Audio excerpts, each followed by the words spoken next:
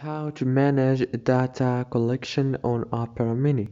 Hello guys, in today's video I'm going to show you how to manage collection data easily and fast on Opera. So first thing you have to do, go to Opera.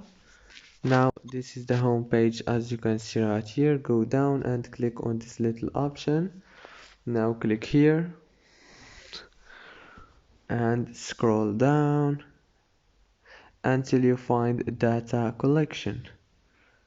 After you find it, click on it and you will be able to manage all your data collection easily. You can turn off and turn on what you want.